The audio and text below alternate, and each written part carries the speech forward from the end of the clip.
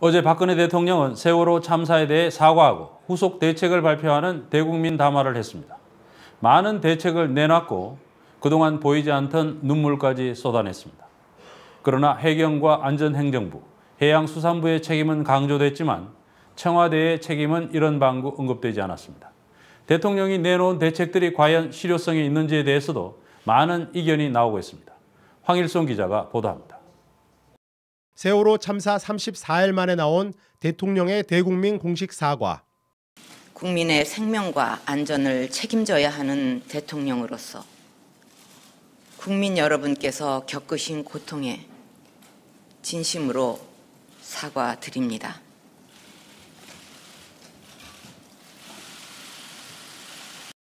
언론은 박근혜 대통령의 눈물을 주요 뉴스로 쏟아냈습니다. 고인들의 이름을 일일이 호명하며 눈물을 흘렸습니다.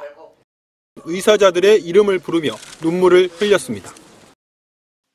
그러나 단원고 학생들을 구하다 숨진 세월호의 의인 고 최혜정 선생님과 정현선 승무원의 이름을 연달아 잘못 읽은 것은 그냥 넘어갔습니다.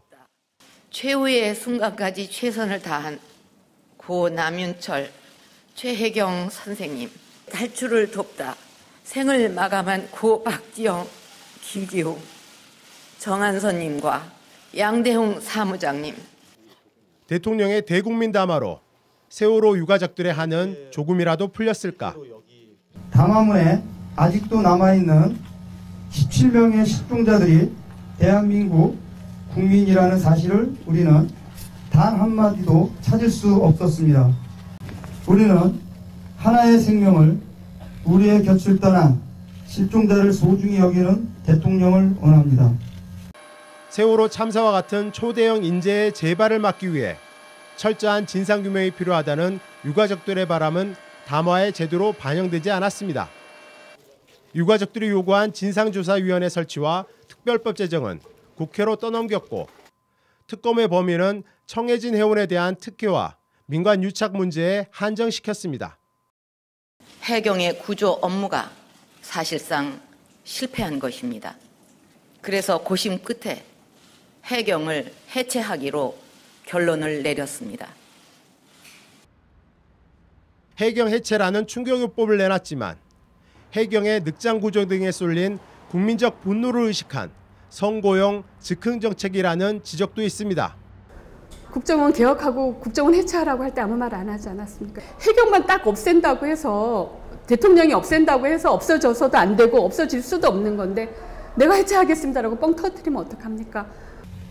해경을 해체하고 모두 그것을 바꾸어서 그 자리를 묵묵히 지키고 책임졌던 사람들을 물러나게 하는 것만이 답은 아닙니다. 살인죄로 단죄하겠다는 태도가 아니라 각자의 위치에서 본연의 책임을 지게 하는 리더십으로 이 나라를 이끌어 주시기를 희망합니다. 박 대통령은 최종 책임은 자신에게 있다고 했지만 담화문 어디에도 대통령과 청와대가 직접적으로 책임지는 방안은 없었습니다.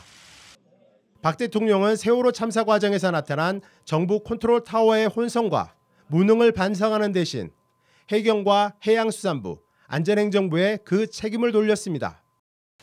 김시곤 전 KBS 보도국장의 폭로로 청와대가 해경에 대한 비판 보도 자제와 대통령 홍보 등을 요청하는 등 KBS 뉴스에 깊숙이 개입한 것으로 드러났지만 이에 대한 언급도 전혀 없었습니다. 세월호 참사 때는 어떻게 되냐면 제 보도국장 방이 비상 상황실 비슷하게 만들어져가지고 4명이서 보통 같이 일을 했는데 청와대에서 연락이 왔죠. 한참 구조자가 진행되고 있으니까 해경에 대한 비판은 나중에 하더라도 지금 당장은 좀 자제해 주면 좋겠다. 세월호 참사 책임자 처벌을 요구하던 시민 200여 명이 연행된 것에 대해서도 침묵했습니다. 그러면서 박 대통령은 부정청탁 금지 및 공직자의 이해충돌 방지법, 일명 김영란법의 조속한 국회 통과를 강조했습니다. 김영란법은 공직자가 100만 원 이상의 금품이나 향응을 제공받으면 대가성이 없더라도 형사 처벌하도록 한 게 핵심입니다. 하지만 지난해 7월 국무회의는 직무와 무관한 돈을 받은 경우엔 형사 처벌이 아닌 과태료를 물리는 것으로 처벌을 완화시킨 바 있습니다. 과태료만으로 공직사회의 뿌리 깊은 부패를 없앨 수 있을지 의구심이 들지 않을 수 없습니다. 국가안전처를 신설하고 안전행정부의 기능을 대폭 축소하는 등의 정부 조직 개편안에 대해서도 실망스럽다는 의견이 적지 않습니다. 조직 개편안을 점수를 준다 그러면 한 몇 점 주실까요? 한 65점 내지 70점은 드리겠습니다. 그 대통령께서 이번 문제에 대한 그 핵심을 많이 이해는 하고 계세요.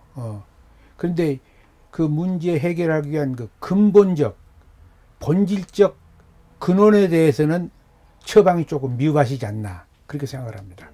개우한다는 것이 뭐냐면은 현재 안전행정부에서 인사와 조직을 떼다가 총리실 밑에다가 행정혁신처를 만들겠다고 했는데 그것이 결국은 내가 볼 때 그 누가 가겠어요? 결국은 현재 있는 안행부에 있는 관료들이 또 가죠.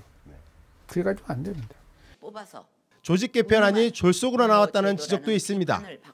어떤 새로운 기구의 창설이라든가 아니면은 뭐 보안이라든가 이런 거 중지를 모아야죠. 왜 대통령이 혼자서 하겠습니다 하고 숙제 던져두듯이 왜 던져주고 밑에서 알아서 하라고 합니까? 세월호 참사의 문제가 뭔지, 국민들이 정말 원하는 게 뭔지, 우리가 나가야 될 게 어떤 건지에 대한 반성이나 고려가 없는 대국민 담화였다고 생각을 합니다.